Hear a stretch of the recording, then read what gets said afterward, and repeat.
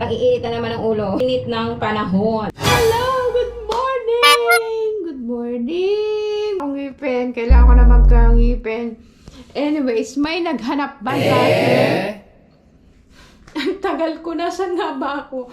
Ang tagal ko na namang hindi nagbablog. Ang tagal ko na namang hindi nagpapakita dyan sa YouTube. Wala naman naghahanap sa akin. Kaya yun, tago na lang ako. YouTube! Kailangan ko ng buhay ng YouTube ko. Mawawala. Yan lang aking first na videos ko. Yung mga live ko dyan ko mga inilagay.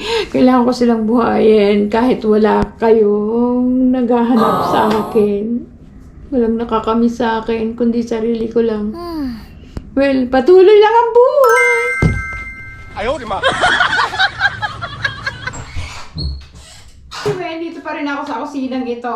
Nagbabago yung background ng kusina ko. Yung life ko. Kusinang to. Mag-isa pa rin sa kusinang to. Anyway, magpapakulo ako ng tubig. Inom ako ng mainit o maligam-gam na tubig. Saka may inumin akong mga herbal para sa ating kalusugan. At medyo tumatanda na tayo. Anyway, mag-update lang ako ng mga kaganapan ko ng mga nakaraan na wala ako. Asan ba ako? May pagbabago. Una na dyan yung aking ngipin. Medyo nawawala na ang ngipin ko. Hopefully may manood pa kahit ilang piraso yan. And of course, andito pa rin si Sophie. Say hi. Hello. Si Sophie, my love. My baby. Baby ni. Wala na si Dinara. Where's Dinara? Over there. Hi, say hi ba? So, ayun. Aking mga kasama pa rin. Ng tubig kasi inom ako ng maligam-gam na tubig muna bago ko ipakita sa inyo yung iniinom ko ngayon na pang cleansing.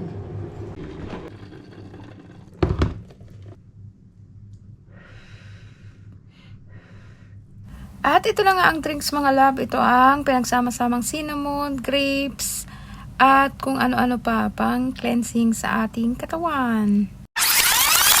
Kailangan na natin na naman ang konti yan. Kasi half na lang yung ice, kaya ginanito ko na lang. Pinalabas ko yung ice. Ang kagandahan sa holder kasi, ayan, into molder na to. Madali mong hawakan yung ice. Hindi ka magpo-frozen yung iyong hand. Habang ice, massage.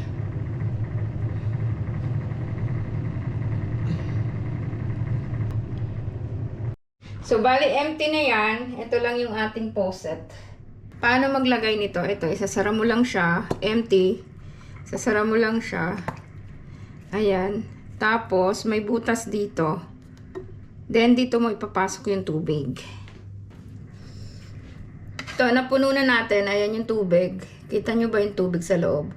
Napuno na natin. Hindi yan maglilik dito. Ayan. So, isasara mo lang siyang ganyan. Sasara mo lang siya. Wala na yung leak. Wala nang leak yan. Tapos, ilalagay mo lang sa freezer. Tapos, mag-ano na tayo ng ano.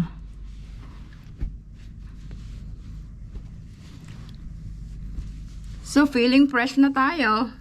Feeling fresh na sa easy way ng pag-rub ng ating